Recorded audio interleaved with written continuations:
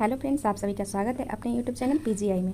तो चलिए आज हम लोग देखने वाले हैं आज से जो बिहार दरोगा का पीवाईक्यू है वो क्वेश्चन जो अभी हाल ही में हुआ था 28 पोस्ट मद्य निषेध का, उसका देखते हैं क्वेश्चन। आज ये देखेंगे मद्य निषेध उत्पाद जो 2025 में हुआ है 18/5/2025 को, उसका क्वेश्चन देखेंगे। निम्नलिखित में से ट्रांस साइबेरियन रेल मार्ग की लंबाई कितनी है? ट्रांस साइबेरियन रेल मार्ग की लंबाई कितनी है? ऑप्शन नंबर बी हो जाएगा मीटर। कितना है? 9,289 किलोमीटर। ट्रांस साइबेरियन रेल मार्ग दुनिया की सबसे लंबी रेल मार्ग लाइन है जिसकी कुल लंबाई 9,289 किलोमीटर है। यह रेलवे लाइन रूस से के यूरोपीय भाग में स्थित राजधानी मॉस्को से शुरू होकर इसके एशियाई वाले भाग के पूर्वी तट व्लादिवोस्तोक प्रशांत महासागर तट तक जाती है। अतः यह मार्ग रूस के यूरोपीय भाग, यूराल पर्वत, साइबेरिया और सुदूर पर्वतीय क्षेत्र को जोड़ता है। संयुक्त इटली का राजा 1861 में किसे घोषित किया गया? संयुक्त इटली का राजा 1861 में किसे घोषित किया गया? ये किया गया विक्टर इमैनुअल II को, विक्टर इमैनुअल II को। किसे? 19वीं सदी के मध्य इटली के कई राजाओं में बटा हुआ था। सार्डिनिया पीडमोंट के शासक विक्टर इमैनुअल II ने एकीकरण का प्रयास किया जिसमें प्रधानमंत्री कैबूर ने उत्तरी इटली और क्रांतिकारी ग्यूसेप गैरिबाल्डी ने दक्षिणी इटली का जोड़ने में मदद की। गैरिबाल्डी ने अपने विजय अभियान में को इमैनुअल II को समर्पित किया। फलस्वरूप 1861 में विक्टर इमैनुअल II को संयुक्त इटली का पहला राज्य घोषित किया गया। सतलज नदी में मिला दुर्लभ टैंटलूम निम्नलिखित में से क्या है? दुर्लभ टैंटलूम क्या है? ये है धातु। क्या है? IIT रोपड़ ने पंजाब के सतलज नदी के रेत से टैंटलूम नामक दुर्लभ धातु की खोज की। यह धातु इलेक्ट्रॉनिक उपकरण जैसे मोबाइल, लैपटॉप और अन्य हाईटेक गैजेट में उपयोग की जाती है। धातु के टैंटलम की खोज 1802 में स्वीडन के रसायनज्ञ एडर्सन गुस्ताफ एकेवर्ग ने की थी। किसने की थी? एडर्सन। कृषि अर्थव्यवस्था के किस क्षेत्र के अंतर्गत आती है? कृषि अर्थव्यवस्था किस क्षेत्र के अंतर्गत आती है? ये ऑप्शन नंबर बी हो जाएगा, प्राथमिक क्षेत्र के अंतर्गत। कृषि अर्थव्यवस्था प्राथमिक क्षेत्र के अंतर्गत आती है। प्राथमिक क्षेत्र वह क्षेत्र है जो प्राकृतिक संसाधन के सीधा ही उपयोग करता है, जैसे कि कृषि, वानिकी, खनन आदि। कृषि इस क्षेत्र का एक प्रमुख हिस्सा है क्योंकि यह प्राकृतिक संसाधन जैसे मिट्टी और पानी पर निर्भर करती है। अन्य क्षेत्र जैसे द्वितीयक क्षेत्र है और तृतीयक क्षेत्र सेवा क्षेत्र। द्वितीयक क्षेत्र है विनिर्माण, तृतीयक क्षेत्र है सेवाएं। कृषि से प्राप्त कच्चे माल को आगे संशोधित करते हैं कि क्या करते हैं? आगे संशोधित। Long and Walk to Freedom किसके द्वारा लिखी गई है? किसकी आत्मकथा कीर्ति है? ऑप्शन नंबर बी हो जाएगा, Nelson Mandela. Long and Walk to Freedom दक्षिण अफ्रीका के पूर्व राष्ट्रपति नेल्सन मंडेला द्वारा लिखित आत्मकथा कीर्ति है। इसमें मंडेला ने अपने जीवन में रंग भेद के खिलाफ संघर्ष और दक्षिण अफ्रीका में स्वतंत्रता के लिए प्रयास का वर्णन किया है। मानव विकास सूचकांक को शामिल नहीं किया जाता है। किस में नहीं किया जाता? ऑप्शन नंबर डी हो जाएगा, लिंगानुपात में। मानव विकास सूचकांक के अंतर्गत लिंगानुपात को शामिल नहीं किया जाता। मानव विकास सूचकांक एक समग्र सूचकांक है जो 3 प्रमुख मापकों पर आधारित है: जीवन प्रत्याशा, शिक्षा और प्रति आय। इन मापकों के आधार पर किसी देश के मानव विकास का आकलन किया जा सकता है।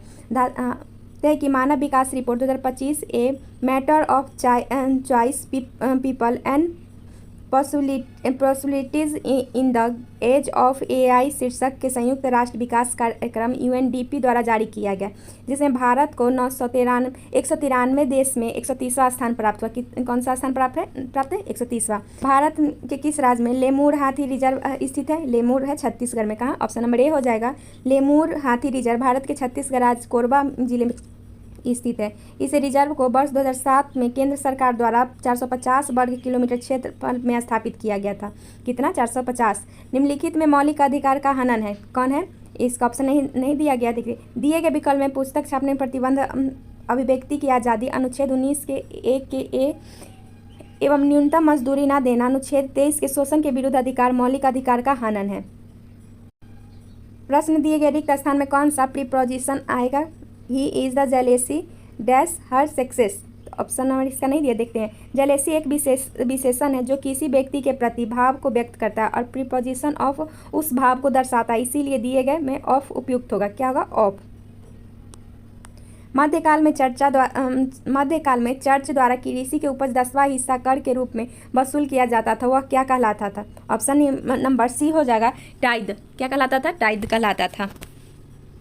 मध्यकाल में यूरोप में किसान अपनी कृषि उपज का एक हिस्सा चर्च को देते थे, जिसे टाइद या 10 यांस कहा जाता था। यह उपज का 10वां हिस्सा होता था, जबकि जजिया मुस्लिम शासकों द्वारा गैर मुसलमानों से लिए जाने वाला धार्मिक कर था। जजिया कर कैसा था? यह धार्मिक कर था। भारतीय बैडमिंटन खिलाड़ी सात्विक साईराज रंकी रेड्डी ने डैश की रफ्तार से सबसे तेज बैडमिंटन हिट करने की गिनीज वर्ल्ड रिकॉर्ड बनाया है। ये ऑप्शन नंबर सी हो जाएगा 565। कितना? 565 किलोमीटर प्रति आवर के। भारतीय बैडमिंटन खिलाड़ी सात्विक साईराज रंकी रेड्डी ने 14 अप्रैल 2023 को यूनेस्को कंपनी जिग्नेजियम में सबसे तेज बैडमिंटन हिट करने का गिनीज वर्ल्ड रिकॉर्ड बनाया था, जिसकी गति 565 किलोमीटर थी। कितना? 565 किलोमीटर। हंगुल किसे कहा जाता है? हंगुल किसे कहा जाता है? ऑप्शन नंबर डी हो जाएगा काश्मीरी हिरन को। किसे? काश्मीरी हिरन को। कश्मीरी बारहसिंगे की कश्मीरी में अस्थायी रूप से हंगुल भी कहा जाता है, जो भारत में यूरोपीय लाल हिरन की एकमात्र उपप्रजाति है। यह जम्मू कश्मीर की राजकीय पशु भी हैं। श्रीनगर के पास स्थित दाची गाम राष्ट्रीय उद्यान में दाची गाम राष्ट्रीय उद्यान को हंगुल का आखिरी आवास माना जाता है। जी आकाश का संबंध निम्नलिखित में से किससे है? ये ऑप्शन नंबर सी हो जाएगा शतरंज से। जी आकाश भारत के एक प्रमुख शतरंज ग्रैंड मास्टर है, जिन्होंने 2020 में भारत के 66वें ग्रैंड मास्टर के रूप में प्रतिष्ठित प्राप्त की थी। इनका जन्म चेन्नई तमिलनाडु में हुआ है। कहाँ हुआ है? चेन्नई के तमिलनाडु में हुआ। विद्युत धारा का ऐसा मात्रक क्या होता है? विद्युत धारा का ऐसा ही मात्रक क्या होता है? ये एम्पियर होता है। विद्युत धारा का ऐसा ही मात्रक एम्पियर। विद्युत धारा ऐसा ही मात्रा एम्पियर है। विद्युत धारा आई किसी चालक में इलेक्ट्रॉन की प्रवाह की दर, जिसे आवेश के प्रति सेकेंड के मापा जाता है। बमाको किस राष्ट्र की राजधानी है? बमाको किस राष्ट्र की राजधानी? ऑप्शन नंबर बी हो जाएगा माली का। कहाँ का? माली का। जापान की राजधानी टोक्यो। माली का बमाको। अंगोला का लुआंडा। जर्मनी का वार्सिन्स।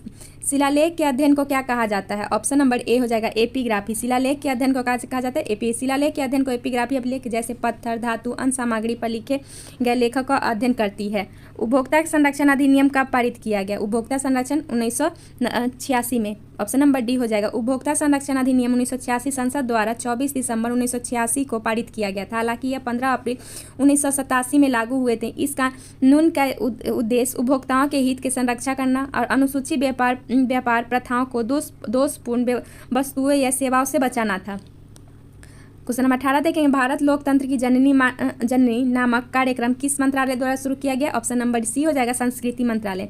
8 से 10 सितंबर 2023 के दौरान G20 शिखर सम्मेलन में भारत सरकार द्वारा संस्कृति मंत्रालय द्वारा भारत लोकतंत्र की जननी विषय एक प्रदर्शनी का आयोजन किया गया था, जो हमारे देश के लोकतांत्रिक परंपरा को प्रदर्शित करता है। कैसी परंपरा को? लोकतांत्रिक परंपरा। बेला डी लैक प्रसिद्ध लॉ ऐसा की खान है, जो स्थित है कहाँ? ऑप्शन नंबर ए हो जाएगा छत्तीसगढ़ में। बेला डीला छत्तीसगढ़ के दंतेवाड़ा जिला में स्थित प्रसिद्ध लॉ ऐसा खान है। यहाँ उच्च गुणवत्ता वाले हेमेटाइट लॉ ऐसा पाए जाते हैं। राष्ट्रीय खनिज विकास निगम द्वारा 1968 में स्थापित यह खनन प्रति वर्ष लगभग 43 से 45 मिलियन टन लौह ऐसा का उत्पादन करती है। कितना? 43 से 45 मिलियन टन। राष्ट्रीय प्रदूषण नियंत्रक दिवस कब मनाया जाता है? ऑप्शन नंबर डी हो जाएगा 2 दिसंबर को। कब? 2 दिसंबर। राष्ट्रीय प्रदूषण नियंत्रण दिवस 2 दिसंबर को मनाया जाता है, जो भोपाल गैस त्रासदी 2 से 3 दिसंबर 1984 को दुखद याद दिलाता है। अंतर्राष्ट्रीय ग्रामीण महिला दिवस कब मनाया जाता है? ऑप्शन नंबर बी हो जाएगा 15 अक्टूबर। 15 अक्टूबर को अंतर्राष्ट्रीय ग्रामीण महिला दिवस के रूप में मनाया जाता है। यह दिन ग्रामीण महिलाओं की मेहनत, साहस और समाज में उनके योगदान को सम्मान देता है, साथ ही उनकी चुनौतियों पर ध्यान आकर्षित करता है। निम्नलिखित में से गंगा की सहायक नदी कौन सी है? गंगा की सहायक नदी कौन सी है? ऑप्शन नंबर बी हो जाएगा यमुना। यमुना गंगा की प्रमुख सहायक नदी है, जो उत्तराखंड में यमुनोत्री ग्लेशियर से निकलती है। यह गंगा के साथ प्रयागराज में संगम बनाती है। गंगा के अन्य सहायक नदियाँ रामगंगा, सरयू, गंडक, कोसी एवं महानदी है। निम्नलिखित में से पाई जाने वाली बेरोजगारी को किस नाम से जाना जाता है? ये जाना जाता है छिपी बेरोजगारी। ऑप्शन नंबर सी हो जाएगा। कृषि क्षेत्र में पाई जाने वाली बेरोजगारी को प्रच्छन्न या छिपी बेरोजगारी कहा जाता है। इसमें लोग सतही तौर पर रोजगार में दिखते हैं, लेकिन वास्तव में उनके पास पर्याप्त काम नहीं होता है। यह ग्रामीण भारत में आम है, जहाँ कई लोग खेती में संलग्न हैं पर उनकी उत्पादकता कम होती है। यह स्थिति अतिरिक्त श्रम शक्ति के कारण उत्पन्न होती है। इससे संसाधन का पूर्ण उपयोग नहीं हो पाता है। निम्नलिखित में से किसके शरीर में एक चक्र में केवल एक ही बार रुधिर हृदय में जाता है? निम्नलिखित में से किसके शरीर में एक चक्र में केवल एक ही बार रुधिर हृदय में जाता है? ऑप्शन नंबर सी हो जाएगा, मछली में। किसमें? मछली में। मछली की एकल चक्र परिसंचरण होता है, जिसमें रक्त एक बार हृदय से होकर गुजरता है। इसका हृदय दो कक्ष, एक अलिंद और एक निलय वाला होता है। रक्त हृदय से गलफरों में जाता है, जहाँ ऑक्सीजन ग्रहण करता है और फिर पूरे शरीर में फैलता है। हिपोकैम्पस, एक्जोसीटस और एनाबस जैसी मछलियाँ इसका उदाहरण है। यह प्रणाली स्तनधारी या पक्षियों की तुलना में सरल है। कंप्यूटर क्या प्रोसेस नहीं करता है? कंप्यूटर क्या प्रोसेस नहीं करता? ऑप्शन नंबर ए हो जाएगा, वॉइस मेजरमेंट। क्या है? वॉइस मेजरमेंट नहीं करता है। कंप्यूटर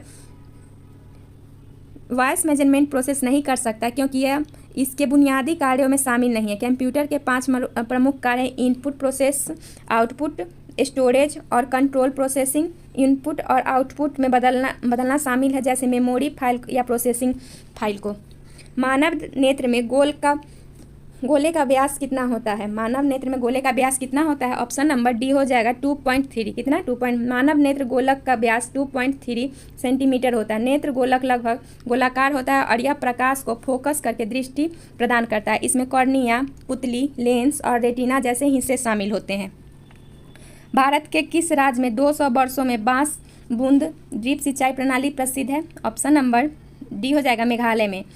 मेघालय में बांस ड्रिप सिंचाई प्रणाली लगभग 200 वर्षों से प्रचलित है। यह पर्यावरण अनुकूल तकनीकी बांस के पाइपों का उपयोग करके खेतों तक पहुंचाती है। विशेष रूप से जयंतिया पहाड़ी में यह प्रणाली लोकप्रिय है। यह जंगल संरक्षण, टिकाऊ कृषि उत्कृष्ट उदाहरण है। फ्रांसीसी उपनिवेश में से दास प्रथा का अंत कब किया गया था? ये कब? 1848 में। कब? 1848। फ्रांसीसी उपनिवेशी में दास प्रथा का अंत 1848 में हुआ था। ज्ञात होता 1794 में फ्रांसीसी क्रांति मैक्समिलियन ने दासों की मुक्त करने का कानून पारित किया था, लेकिन कानून ज़्यादा समय तक लागू नहीं रहा। 1802 में नेपोलियन ने दास प्रथा फिर से शुरू कर दिया। अतः 1848 में फ्रांस ने अपने उपनिवेश में दास प्रथा पूरी तरह समाप्त कर दिया। उगादी त्यौहार भारत के किस राज्य में मनाया जाता है? ऑप्शन नंबर डी हो जाएगा, कर्नाटक में। कहाँ? कर्नाटक में। उगादी एक प्रमुख हिंदू त्यौहार है जो कर्नाटक, आंध्र प्रदेश, तेलंगाना में मनाया जाता है। यह चैत माह के तेलुगु नव वर्ष की शुरुआत का प्रतीक है। यह त्यौहार नई फसल और समृद्धि का उत्सव है, जिसमें लोग नए कपड़े पहनते हैं और विशेष व्यंजन बनाते हैं। वाइमर संविधान में जर्मन की संसद को क्या कहा जाता है? वाइमर संविधान में जर्मन संसद को क्या कहा जाता है? ऑप्शन नंबर सी हो जाएगा, राइखस्ट्राटम। कहा गया? जर्मन संसद में वाइमर संविधान के तहत 2 संसद थे, जिसमें निचला सदन राइखस्टाग कहलाता था और ऊपरी संसद को राइखसराट कहलाता था। भारतीय संविधान में जर्मनी वाइमर संविधान के आपातकालीन प्रावधान लिए गए हैं। वर्तमान में भारत के मुख्य चुनाव आयुक्त कौन है? राजीव कुमार। उस समय के अब ज्ञानेश कुमार हो गए। कौन है? ज्ञानेश कुमार। वर्ष 2025 में श्री ज्ञानेश कुमार मुख्य चुनाव आयुक्त हैं। उन्होंने 19 फरवरी 2025 को भारत के 26वें मुख्य चुनाव आयुक्त के रूप में पदभार ग्रहण किया, लेकिन प्रश्नकाल के समय भारत के मुख्य चुनाव आयुक्त राजीव कुमार हैं, जो 25वें नंबर के थे। कालेश्वरम लिफ्ट सिंचाई परियोजना किस नदी पर स्थित है? ऑप्शन नंबर सी हो जाएगा, गोदावरी। कालेश्वरम लिफ्ट सिंचाई परियोजना गोदावरी नदी पर स्थित है, जो तेलंगाना राज्य में जयशंकर भूपालपल्ली जिले में गोदावरी और प्राणहिता नदी के संगम पर शुरू होता है। यदि एक बच्चे को पिता के X गुण वंशानुगत प्राप्त हुआ है तो बच्चा क्या होगा? वह लड़की होगी। मनुष्य के 23 जोड़े गुणसूत्र यानी कुल 46 गुणसूत्र होते हैं जो मनुष्य के में लिंग निर्धारण में मुख्य भूमिका निभाते हैं। महिलाओं में XX तथा पुरुष में XY गुणसूत्र होते हैं। यदि X गुणसूत्र वाले शुक्राणु अंडे को निषेचित करता है तो युग्मज XX में स्त्री शिशु के रूप में विकसित होता है। यदि Y गुणसूत्र वाला शुक्राणु अंडे को निषेचन करता है तो युग्मज XY पुरुष शिशु के रूप में विकसित होता है। खेतरी किस अयस्क के उत्पादक के लिए प्रसिद्ध है? ऑप्शन नंबर ए हो जाएगा तांबा के लिए। खेतरी मुख्य रूप से तांबे खनन के लिए प्रसिद्ध है जो राजस्थान के झुंझुनू जिले में स्थित है जिसे ताम्र नगरी भी कहा जाता है। किस संधि के द्वारा स्वतंत्रता यूनान राष्ट्र की स्थापना हुई थी? ऑप्शन नंबर डी हो जाएगा कुस्तुनिया की संधि 1832। Option number D. यूनान ग्रीस में ऑटोमान साम्राज्य के एक स्वतंत्र और संप्रभुत्व राष्ट्र की मान्यता कुस्तुनिया की संधि 1832 के तहत की गई। यह संधि ग्रीक स्वतंत्रता के बाद हुई जिसे ग्रेटर ब्रिटेन, फ्रांस और रूस जैसे महाशक्तियों यूनान का समर्थन किया। सर्वप्रथम भारत की यात्रा किसने की थी? ऑप्शन नंबर डी हो जाएगा मेगास्थनीज ने। मेगास्थनीज सिकंदर महान के सेनापति सेलुकस प्रथम निकेटर का राजदूत था जो चंद्रगुप्त मौर्य के दरबार में आया था। मेगास्थनीज 302 ईस्वी पूर्व में 398 ईसा पूर्व तक पाटलिपुत्रा में निवास किया। इसके अपनी पुस्तक इंडिका में मौर्य युगनी समाज एवं संस्कृति का विषय लिखा।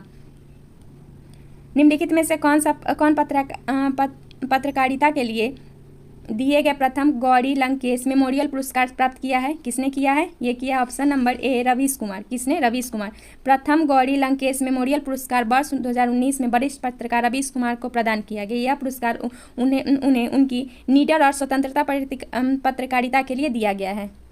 उत्तराखंड में किस सुरंग में फंसे हुए 41 मजदूर के लिए रेस्क्यू ऑपरेशन किस सुरंग में चलाया गया था? ये चलाया गया था ऑप्शन नंबर ए बी हो जाएगा सिलकयारा में। किसमें? सिलकयारा उत्तराखंड में उत्तरकाशी जिले में स्थित एक सुरंग का नाम है। सिलकयारा डंडालगांव सुरंग परियोजना का हिस्सा है। इस सुरंग में फंसे हुए 41 मजदूर के लिए रेस्क्यू ऑपरेशन 2023 में चलाया गया था।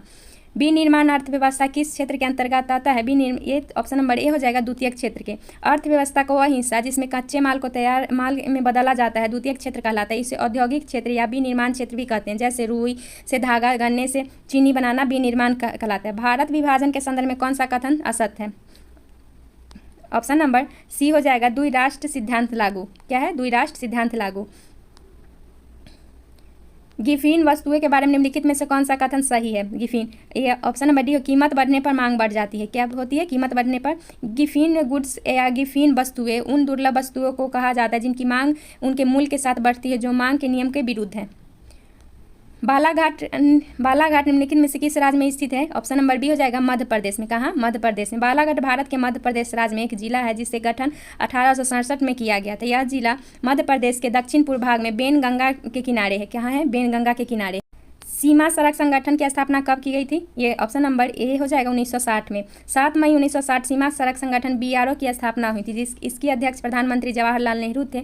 BRO के मुख्य कार्य भारत सीमाओं और पड़ोसी मित्र देशों के सड़क नेटवर्क का विकास एवं रख रखाव करना है। प्रथम महिला एड कैंप किसे चुना गया? ऑप्शन नंबर सी हो जाएगा मनीषा पारी को। स्क्वाड्रन लीडर मनीषा पारी को भारत की पहली महिला ADC चुना गया था। उन्हें मिजोरम के राज्यपाल डॉक्टर हरि बाबू कम्भनपति ने इस पद पर नियुक्त किया था। वर्तमान में भारत के नौसेना की लेफ्टिनेंट कमांडर यशस्वी सोलंकी को भारत की राष्ट्रपति द्रौपदी मुर्मू की पहली महिला ADC के रूप में नियुक्त किया गया है। निम्नलिखित में से चुनाव आयोग का कौन सा कार्य नहीं है? ऑप्शन नंबर सी होगा प्रत्याशियों का प्रचार प्रसार करना नहीं है। आचार संहिता घोषित करना है, मतदाता सूची तैयार करना है, चुनाव चिन्ह आवंटित करता है। चुनाव आयोग के प्रमुख कार्य चुनाव प्रबंधक, मतदाता सूची, राजनीतिक दलों की मान्यता, आदर्श आचार संहिता। भारत में मौजूदा कानून में कौन सा बदलाव कर सकता है? ये कर सकता है ऑप्शन नंबर डी हो जाएगा सांसद। भारत में मौजूदा कानून में बदलाव मुख्य शक्ति सांसद के पास है। भारतीय सांसद राज्यसभा प्लस लोकसभा प्लस राष्ट्रपति। निम्नलिखित में से स्वर्ण रेशा किसे कहा जाता है? ऑप्शन नंबर ए हो जाएगा जूट को स्वर्ण रेशा कहा जाता है। जूट की खेती के लिए गर्म और नम जलवायु के साथ उपजाऊ जलोढ़ मिट्टी की आवश्यकता होती है। दुनिया का लगभग 85% जूट उत्पादक गंगा ब्रह्मपुत्रा डेल्टा उपजाऊ मैदानी में केंद्रित है। क्वेश्चन नंबर 48 देखेंगे, इसका मिलान दिया हुआ है तो मिलान इसके नीचे डिस्कशन देख लेते हैं। एक समुदाय या धर्म के लोगों द्वारा दूसरे समुदाय या धर्म के विरुद्ध भेदभाव की अभिव्यक्ति सांप्रदायिक कहलाता है। सामाजिक और राजनीतिक क्षेत्र में ज़्यादातर हिस्सा महिलाओं के अधिकारों और हितों को बढ़ावा देना कहता है नारीवाद। क्या कहलाता है? नारीवाद। व्यक्ति जो अपनी ही जाति के सदस्यों के हित को सर्वोपरि समझता हुआ कहलाता है जातिवाद। किसी धर्म को राजनीतिक संरक्षण नहीं प्रदान कहलाता है धर्मनिरपेक्ष। एमनेस्टी इंटरनेशनल निम्नलिखित में से किससे संबंधित है? एमनेस्टी इंटरनेशनल की स्थापना 28 मई 1961 ईस्वी में लंदन में की गई थी। यह एक अंतर्राष्ट्रीय गैर सरकारी संगठन है जो मानवाधिकार की रक्षा और प्रचार से संबंधित है। 1977 में नोबेल शांति पुरस्कार से सम्मानित किया गया था। मानवाधिकार को समर्पित पहला टीवी चैनल किस शहर में लॉन्च किया गया है? ऑप्शन नंबर डी हो जाएगा लंदन में। लंदन शहर में मानवाधिकार को समर्पित दुनिया का पहला टीवी चैनल लॉन्च किया गया था। इसे इंटरनेशनल ऑब्जर्वेटिव ऑफ ह्यूमन राइट्स द्वारा जनवरी 2019 में लॉन्च किया गया था, जो कि एक वेब आधारित चैनल है। क्या है?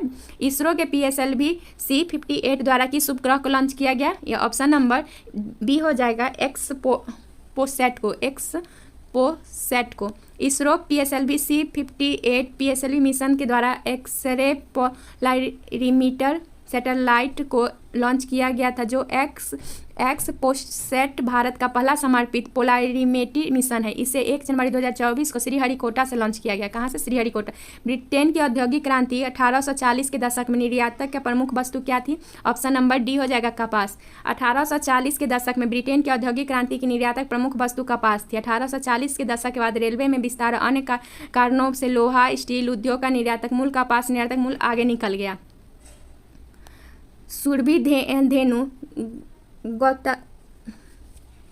गौवंतरी किसके पर्यायवाची है? ऑप्शन नंबर सी हो जाएगा गाय का। गाय का पर्यायवाची शब्द में गौ, धेनु, सुरभि, भद्रा, गोवंतरी, हिंदू माता शामिल है। निम्नलिखित में से सर्वाधिक प्रत्यास्थता किस धातु की है?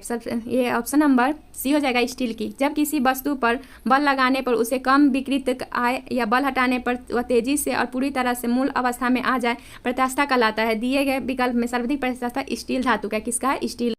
काला पानी विवाद किन किन देशों के मध्य? काला पानी विवाद किन किन देशों के मध्य? नेपाल और भारत के मध्य। काला पानी विवाद नेपाल एवं भारत के बीच है। यह विवाद उत्तराखंड राज्य में पिथौरागढ़ जिले में स्थित काला पानी इलाके पर दावे से संबंधित है। काला पानी शताब्दिक अर्थ है मृत्यु का पानी या सीमा से बाहर का पानी। भारतीय तटरक्षक बल की स्थापना कब की गई थी? ऑप्शन नंबर ए हो जाएगा 1 फरवरी 1977 को। कब? 1 फरवरी 1977 को। 1 फरवरी 1977 को भारतीय तटरक्षक बल इंडियन कोस्ट गार्ड ICG की स्थापना की गई थी। इसका आदर्श वाक्य है वयम रक्षाम। निम्नलिखित में से कौन सी नदी पश्चिम की ओर बहती है? कौन सी बहती है? ऑप्शन नंबर ए हो जाएगा गोदावरी। नर्मदा नदी अमरकंटक के पास मैकाल पर्वत से निकलती है और पश्चिम की ओर बहकर खंबात की खाड़ी में, एक मिनट, इसका ऑप्शन नंबर सी हो जाएगा। नर्मदा नदी अमरकंटक के पास मैकाल पर्वत से निकलती है और पश्चिम की ओर बहकर खंबात की खाड़ी में मिल जाती है, जो अरब सागर का हिस्सा है। किसका हिस्सा है? अरब सागर। अमाशय में भोजन का पाचन किस अम्ल के द्वारा होता है? ऑप्शन नंबर ए होगा HCl के द्वारा। हाइड्रोक्लोरिक अम्ल HCl द्वारा भोजन का पाचन मुख्य रूप से अमाशय में होता है। HCl का कारण अमाशय का वातावरण अधिक अम्लीय pH लगभग 1.5 से 3.5 बना रहता है। प्राथमिक घाटा प्राप्त होता है। ऑप्शन नंबर बी राजकोषीय घाटा ब्याज भुगतान। क्या है? राजकोषीय प्राथमिक घाटा प्राइम इफेक्टिव राजकोषीय घाटा जब से ब्याज भुगतान को घटाने से प्राप्त होता है। प्राथमिक घाटा राजकोषीय घाटा माइनस ब्याज भुगतान। बुकर पुरस्कार निम्नलिखित बुकर पुरस्कार के लिए नामित वेस्टर्न लोन पुस्तक के लेखक कौन है? ये है चेतना मारू। लेखिका चेतना मारू द्वारा वेस्टर्न लोन उपन्यास लिखी गई है। यह पुस्तक 2023 में प्रतिष्ठित बुकर पुरस्कार के लिए शॉर्ट लिस्ट किया गया था। यह उनका पहला डेब्यू उपन्यास है। जल में गिरा हुआ सिक्का अपनी सतह से ऊपर उठा हुआ प्रतीत किस कारण होता है? अपवर्तन के कारण। ऑप्शन नंबर ए हो जाएगा। प्रकाश के अपवर्तन के कारण पानी में गिरा हुआ सिक्का अपनी सतह से ऊपर उठा हुआ प्रतीत होता है। ऊर्ध्वपातन की प्रक्रिया में पदार्थ किस अवस्था में परिवर्तित होती है? ऑप्शन नंबर सी हो जाएगा ठोस से सीधा गैस। जब कोई पदार्थ अपनी ठोस अवस्था में सीधे गैस में अवस्था में परिवर्तित हो जाती है बिना बीच में द्रव अवस्था में आए तो यह प्रक्रिया ऊर्ध्वपातन कहलाती है। जैसे कपूर का जलना ऊर्ध्वपातन है। देश की सीमा में उत्पादित वस्तु और सेवाओं का कुल मूल्य क्या कहलाता है? ऑप्शन नंबर बी हो जाएगा सकल घरेलू उत्पाद। सकल घरेलू उत्पाद का निश्चित समावधि के दौरान किसी देश में भौगोलिक सीमा के भीतर उत्पादित सभी अंतिम वस्तुएं सेवाओं के बाजार मूल्य का योग होता है। ब्रिक्स इनोवेशन फोरम ने वर्ल्ड इनोवेशन अवार्ड से किसे सम्मानित किया है? ऑप्शन नंबर बी हो जाएगा शांता थॉटम को। अगस्त 2023 में मॉस्को में आयोजित पहले BRICS innovation forum world innovation award से शांता शॉर्टम को सम्मानित किया गया। यह पुरस्कार सतत विकास लक्ष्य 4 में उत्कृष्ट योगदान के लिए दिया जाता है। क्वेश्चन नंबर 65 देखेंगे, पांकुर और मूलांकुर किससे संबंधित? ऑप्शन नंबर ए हो जाएगा बीज से। पांकुर और मूलांकुर मुख्य रूप से पौधे के भ्रूण और बीज अंकुर से संबंधित है। भारत में गरीबी का निर्धारण डैश द्वारा किया जाता है? किसके? व्यय विधि द्वारा। किसके द्वारा? ऑप्शन नंबर डी हो जाएगा। भारत में गरीबी का निर्धारण गरीबी रेखा आकलन मुख्य रूप से व्यय विधि द्वारा किया जाता है। निम्नलिखित में से कौन सा समयावी युग्म है? ऑप्शन नंबर ए हो जाएगा ब्यूटेन और 4 मेथिल प्रोपेन। वे यौगिक जिनका आणविक सूत्र समान होता है लेकिन परमाणु की व्यवस्था या उनके संरचनात्मक सूत्र अलग अलग होते हैं, वह समयावी कहलाते हैं। ब्यूटेन और 2 मिथिल प्रोपेन का आणविक सूत्र C4H10 है लेकिन इसकी संरचना अलग अलग है। 16वें वित्त आयोग के अध्यक्ष कौन है? ऑप्शन नंबर बी हो जाएगा अरविंद पनघड़िया। कौन है? अरविंद। भारत के 16वें वित्त आयोग नए अध्यक्ष डॉक्टर अरविंद पनघड़िया है। इस आयोग का गठन 31 दिसंबर 2023 को किया गया था। डॉक्टर पनघड़िया नीति आयोग के पूर्व अध्यक्ष, कोलंबिया विश्वविद्यालय के प्रोफेसर रहे। WTO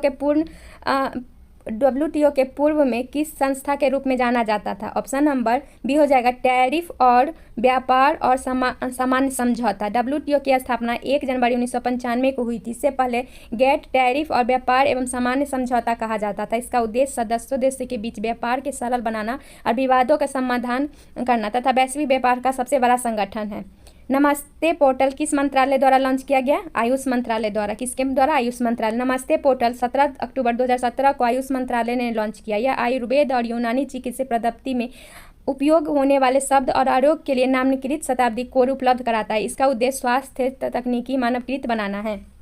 जलवायु परिवर्तन पर ध्यान रखने के लिए किस देश ने G20 उपग्रह लॉन्च किया है? ऑप्शन नंबर बी हो जाएगा भारत। कौन? भारत। भारत ने G20 जलवायु निगरानी उपग्रह लॉन्च करने का प्रस्ताव रखा है जो वायु प्रदूषण, ग्रीन हाउस गैस उत्सर्जन, मिट्टी की नमी आदि मापदंडों पर डेटा एकत्र करेगा। यह पहल जलवायु परिवर्तन से निपटने वैश्विक सहयोग को बढ़ावा देना है।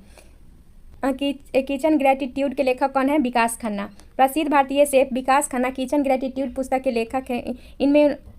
इनमें उन्होंने अपने जीवन के अनुभव, भूखे जरूरतमंद लोगों के भोजन कराने, पहल, फ्रीडम इंडिया अभियान, सेवा उल्लेख किया है। इस पुस्तक के कृतज्ञ, करुणा और मानवता का मूल्य दर्शाती है। सौर ऊर्जा बल्ब को जलाने में परिवर्तित करती है सौर ऊर्जा से विद्युत ऊर्जा में। सौर पैनल सूर्य की किरणों को ग्रहण कर सौर ऊर्जा को विद्युत ऊर्जा में परिवर्तित करती है। विद्युत ऊर्जा बल्ब को जलाती है। इस प्रक्रिया को प्राकृतिक ऊर्जा प्रभावित, उपयोगी और प्रदूषण मुक्त अक्षय ऊर्जा का श्रेष्ठ उदाहरण है। 1878 में वन अनुसंधान संस्था की स्थापना कहाँ की गई थी? ये की गई थी देहरादून। ऑप्शन नंबर डी हो जाएगा। वन अनुसंधान संस्था की स्थापना 1878 में देहरादून में की गई थी। भारत का प्रमुख वानिकी शोध संस्था है और इसे इंडियन फॉरेस्ट रिसर्च इंस्टीट्यूट के नाम से भी जाना जाता है। कृत्रिम बौद्धिकता पर आधारित भारतीय रेलवे का वन संरक्षण प्रणाली क्या है? ऑप्शन नंबर डी हो जाएगा गजराज सुरक्षा प्रणाली। भारतीय रेलवे ने हाथियों की सुरक्षा हेतु कृत्रिम बुद्धिमत्ता आधारित गजराज सुरक्षा प्रणाली लागू की। यह प्रणाली पटरियों के आसपास हाथियों की मौजूदगी को सेंसर कैमरों के पहचान ट्रेन चालकों को सतर्क करती है। इसे हाथी ट्रेन दुर्घटना को रोकने के वन्य संरक्षण को बढ़ावा मिलती है। हम लोग कल सिनेमा देखने जा रहे हैं, इसमें कौन सा कारक है? ऑप्शन नंबर बी हो जाएगा अधिकरण है। दिए गए वाक्य में हम लोग कल सिनेमा देखने जा रहे हैं में कल शब्द समय का बोध करा रहा है जो अधिकरण कारक का उदाहरण है। अधिकरण कारक का मुख्य चिन्ह या पर होता है लेकिन हमेशा उपस्थित नहीं होते, खासकर जब समय का अवसर का बोध कराया जा रहा हो। अधिकरण कारक होता है जो क्रिया के आधार पर स्थान, समय, अवसर का बोध कराता है। क्वेश्चन नंबर 77 देखेंगे, बहुराष्ट्रीय निगम संबंध में निम्नलिखित में से कौन सा कथन सत्य है? कौन सा? ऑप्शन नंबर डी, ए और बी। देखते हैं। यह अधिक से अधिक लाभ कमाने के उद्देश्य एवं देश के फॉर्म स्थापित करती है जहां सस्ता श्रम संसाधन उपलब्ध हो। यह एक से अधिक दशकों के उत्पादक नियंत्रण एवं स्वामित्व रखता है। बहुराष्ट्रीय निगम ऐसी कंपनी है जो एक से अधिक देशों में उत्पादक व्यवसाय करती हैं। यह सस्ते श्रम और संसाधन वाले देशों में फॉर्म स्थापित कर अधिक लाभ कमाती हैं। यह कंपनी विदेशी निवेश उत्पादक स्वामित्व रखती है लेकिन हमेशा आयात निर्यात नहीं करती। वर्ष 1971 की इस घटना से संबंधित है। ऑप्शन नंबर ए हो जाएगा भारत सोवियत संघ मित्रता समझौता। भारत और सोवियत संघ 9 अगस्त 1971 को शांति मित्रता सहयोग संधि पर हस्ताक्षर किया। यह संधि बांग्लादेश युद्ध के दौरान भारत के राजनीतिक रूप का महत्वपूर्ण थी। नीचे दिए गए धातुओं में कौन संक्रामक धातु कौन सी है? ऑप्शन नंबर ए होगा प्लेडियम है। प्लेडियम Pb एक संक्रामक धातु है जो आवर्त सारणी में डी ब्लॉक समूह 10 में स्थित है। यह रासायनिक रूप से कम सक्रिय, चमकदार और कीमती धातु है जिसका उपयोग उत्प्रेरक एवं इलेक्ट्रॉनिक्स में होता है। दुर्लभ लाल और ऑरोरा प्रकाश कहाँ देखा गया था? ऑप्शन नंबर डी हो जाएगा लद्दाख में। दुर्लभ लाल ऑरोरा प्रकाश की घटना अप्रैल 2023 में लद्दाख में देखी गई थी। यह घटना तब होती है जब सूर्य से निकली अवशोषित कण पृथ्वी के चुंबकीय क्षेत्र द्वारा ध्रुवों की ओर खींचकर वायुमंडल में ऑक्सीजन अणुओं से टकराते हैं। इस टकराव से ऊर्जा मुक्त होती है जो लाल रंग में प्रकाश के रूप में दिखाई देती है। राष्ट्रीय एकता दिवस 31 अक्टूबर को किस महापुरुष के जन्म दिवस के उपलक्ष्य में मनाया जाता है? ऑप्शन नंबर सी हो जाएगा सरदार पटेल। 31 अक्टूबर को भारत लौह पुरुष सरदार वल्लभ भाई पटेल की जन्मदिन है जिन्होंने देशी रियासतों के एकीकरण का राष्ट्रीय एकता का अहम भूमिका निभाई थी। इसीलिए इन्हें राष्ट्रीय एकता दिवस के रूप में मनाया जाता है। लोकतांत्रिक संविधान निम्नलिखित में से कौन सा प्रावधान नहीं है? ऑप्शन नंबर सी हो जाएगा राज प्रमुख का नाम। एक लोकतांत्रिक संविधान सरकार के ढांचे, मौलिक अधिकार और शासन के सिद्धांतों को परिभाषित करता है। यह शासक प्रमुख जैसे प्रधानमंत्री की शक्तियाँ, देश का नाम और विधि शासन जैसे प्रावधान शामिल करता है। हालांकि यह एक विशिष्ट व्यक्ति का नाम नहीं देता क्योंकि लोकतंत्र में यह पद चुनाव के माध्यम में बदलता रहता है। संवैधानिक लोकतंत्र हेतु देश में क्या उपेक्षित तर्क नहीं है? ऑप्शन नंबर बी हो जाएगा सरकार को चुनने का अधिकार जनता को होता है। घनत्व तत्वों के परमाणु द्रव्यमान संगठन पर निर्भर करता है लेकिन इसका आवर्त सारणी में कोई निश्चित स्थान नहीं, जबकि परमाणु त्रिज्या। निम्नलिखित में से आवर्त सारणी में तत्वों में कौन सा गुण प्रदर्शित होता है? ऑप्शन नंबर विद्युत ऋणात्मक। कौन? आवर्त सारणी तत्वों के परमाणु क्रमांक इलेक्ट्रॉनिक विन्यास के आधार पर बनती है। परमाणु त्रिज्या जैसे गुण दर्शाती है लेकिन विद्युत ऋणात्मक को सीधा मान प्रदर्शित नहीं करती। स्वामित्व के आधार पर टिस्को कंपनी को किस क्षेत्र की कंपनी के रूप में जाना जाता है? ऑप्शन नंबर ए हो जाएगा निजी क्षेत्र। टाटा स्टील पूर्व में Tata iron and steel company limited अर्थात टिस्को के नाम से भी जाना जाता है। भारत के प्रमुख इस्पात कंपनी जमशेदजी टाटा स्थित इस कारखाना की स्थापना 1907 में की थी। यह दुनिया की 5वीं सबसे बड़ी इस्पात कंपनी है जिसकी व्यापारिक उत्पादक क्षमता 28 मिलियन टन है। यह एक निजी क्षेत्र कंपनी। कैसी कंपनी? निजी क्षेत्र। राज्य खाद्य सुरक्षा सूचकांक 2023 के अनुसार सर्वश्रेष्ठ प्रदर्शन करने वाला राज्य निम्नलिखित में से कौन सा है? ऑप्शन नंबर ए हो जाएगा केरल और गुजरात। कौन है? केरल और गुजरात। नीति आयोग द्वारा राज्य खाद्य सुरक्षा 2023 में केरल 73.46 अंक और गुजरात 71.36 अंक शीर्ष पर रहे। यह सूचकांक खाद्य वितरण, पोषण, सार्वजनिक वितरण प्रणाली प्रदर्शित करता है। किसी देश को व्यापार घाटा तब होता है जब ऑप्शन नंबर ए हो जाएगा वस्तु एवं सेवा का आयात, वस्तु एवं सेवा का आयात। किसी देश को व्यापार घाटा तब होता है जब वस्तु एवं सेवा का आयात वस्तु एवं सेवा का निर्यात से अधिक होता है। इसका अर्थ यह है कि देश वस्तुओं और सेवाओं के जितना बेच रहा है उससे ज़्यादा खरीद रहा है। इससे परिणाम स्वरूप व्यापार संतुलन नकारात्मक हो जाता है। मोनाजाइट से क्या प्राप्त होता है? मोनाजाइट से क्या प्राप्त होता है? मोनाजाइट एक रेडियो एक्टिव खनिज है जिसे थोरियम प्राप्त होता है। यह भारत के केरल, उड़ीसा और आंध्र प्रदेश के समुद्र तट पर पाया जाता है। मोनाजाइट थोरियम फॉस्फेट और सीरियम थैलेमनमस जैसे शामिल होते हैं। साबुनीकरण का उदाहरण क्या है? ऑप्शन नंबर सी हो जाएगा ट्राइग्लिसराइड। साबुनीकरण एक रासायनिक अभिक्रिया जो तब होती है जब वसा एवं तेल किसी मौजूद क्षार के साथ संयोजित होता है। इस प्रक्रिया में वसा एवं तेल सोडियम हाइड्रोक्साइड NaOH के साथ प्रतिक्रिया करके ग्लिसरॉल और साबुन बनाते हैं। साबुन बनाने का उद्योग में यह प्रक्रिया महत्वपूर्ण है। राष्ट्रपति द्वारा प्रधानमंत्री किसे नियुक्त किया जाता है? राष्ट्रपति द्वारा प्रधानमंत्री किसे नियुक्त किया जाता है? ऑप्शन नंबर डी हो। लोकसभा में बहुमत प्राप्त पार्टी के नेताओं को। राष्ट्रपति द्वारा लोकसभा के बहुमत प्राप्त पार्टी या गठबंधन के नेता को प्रधानमंत्री के नियुक्त किया जाता है। अनुच्छेद 75 प्रधानमंत्री की नियुक्ति राष्ट्रपति द्वारा की जाए अतः अन्य मंत्रियों की नियुक्ति प्रधानमंत्री के सलाह पर राष्ट्रपति द्वारा की जाती है। निम्नलिखित में से कौन सा रासायनिक समीकरण असंतुलित है? कौन सा है? ऑप्शन नंबर सी हो जाएगा Fe+Cl = FeCl3। यह समीकरण असंतुलित है क्योंकि बाएं ओर Fe एक परमाणु और Cl एक परमाणु है जबकि दाएं ओर FeCl3 में Cl के 3 परमाणु और इसके संतुलित समीकरण है। जैव नवीकरणीय पदार्थ निम्नलिखित में से कौन से नहीं है? ऑप्शन नंबर डी हो जाएगा प्लास्टिक के थैला, बचा हुआ खाद्य पदार्थ है, कोयला तथा कागज, गोबर एवं धान की भूसी। ये सब है। जैव नवीकरणीय पदार्थ, जैसे नवीकरणीय पदार्थ वे होते हैं जो जीवाणु या कवकों द्वारा अपघटित हो सकते हैं, जैसे बचा हुआ खाद्य पदार्थ, कागज, गोबर, धान की भूसी, प्लास्टिक के थैले अजैव नवीकरणीय पदार्थ है क्योंकि वे प्राकृतिक रूप से अपघटित नहीं होता है, जैसे रबर, कांच, प्लास्टिक, नायलॉन आदि नहीं होता है। असहयोग आंदोलन को महात्मा गांधी द्वारा किस घटना के कारण स्थगित करना पड़ा था? ये ऑप्शन नंबर सी हो जाएगा, चौरी चौरा कांड के द्वारा। चौरी चौरा कांड 5 फरवरी 1922 को प्रदर्शनकारियों ने गोरखपुर चौरी चौरा कांड पुलिस चौकीदारी पर हमला कर आग लगा दी थी, जिससे परिणाम स्वरूप 22 पुलिसकर्मी की मृत्यु हो गई। इस हिंसा की घटना के कारण महात्मा गांधी ने असहयोग आंदोलन को स्थगित कर दिया क्योंकि उनकी अहिंसा की नीति विरुद्ध था। किस मौर्य शासक को यूनानियों द्वारा अमित्रघात कहा जाता था? ये ऑप्शन नंबर ए हो जाएगा, बिंदुसार को। किसे? बिंदुसार को। बिंदुसार को चंद्रगुप्त मौर्य के पुत्र और मौर्य वंश के दूसरे सम्राट थे जो यूनानियों द्वारा अमित्रघात शत्रुओं का संहार करने वाला कहा गया। यह नाम उसे शक्तिशाली शासक और युद्ध कौशल के कारण दिया गया था। 360 डिग्री प्रसारण मूल्यांकन प्रणाली को किसने लागू किया था? ऑप्शन नंबर सी हो जाएगा, भारतीय नौसेना। कौन? भारतीय नौसेना ने 360 डिग्री मूल्यांकन प्रणाली लागू की। इसका उद्देश्य अधिकरण, नीति, नेतृत्व क्षमता, पेशेवर कौशल और व्यक्तिगत विकास को बढ़ावा देना है। यह प्रणाली सर्वगीय मूल्यांकन के माध्यम से नौसेना के अधिकारियों की दक्षता को निखारती है। भारत में किस संस्था द्वारा सूचकांक प्रदाताओं के लिए नियामक ढांचा को मंजूरी दी जाती है? ऑप्शन नंबर डी हो जाएगा, सेबी के द्वारा।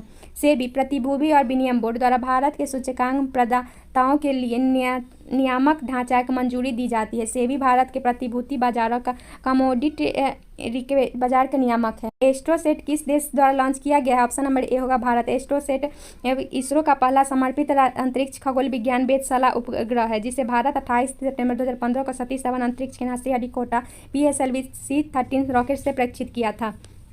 निम्नलिखित में से घटनाओं को वर्ष और काल के क्रमानुसार सही विकल्प सजाए। तो ऑप्शन नंबर इसका बी हो जाएगा। क्या होगा? बी। पहले होगा रूस की क्रांति, उसके बाद अफगानिस्तान में सोवियत संघ का आक्रमण, फिर बर्लिन की दीवार का गिरना और फिर हो जाएगा USSR का विघटन। किसका? रूस की क्रांति 1917 में, अफगानिस्तान पर सोवियत आक्रमण 1979 में, बर्लिन की दीवार का पतन 1979 और 1989। सोवियत संघ का विघटन कब हुआ था? 1990। कब हुआ था? 1990 में हुआ था। डेविड साइक्लोन युद्धाभ्यास भारत और किस देश के बीच किया गया है? ऑप्शन नंबर बी हो जाएगा, USA। युद्धाभ्यास संयुक्त अरब US।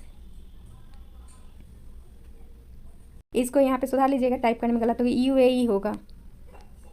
युद्धाभ्यास संयुक्त अरब अमीरात UAE और भारत थल सेनाओं के बीच आयोजित होने वाला संयुक्त सैन्य अभ्यास है। तो इसका क्या है? डेजर्ट साइक्लोन युद्धाभ्यास भारत और किस देश के बीच हुआ है? भारत और UAE के बीच। किसके बीच? भारत और UAE के बीच हुआ है। तो वीडियो पसंद आता है लाइक और चैनल का सब्सक्राइब जरूर कीजिएगा। धन्यवाद।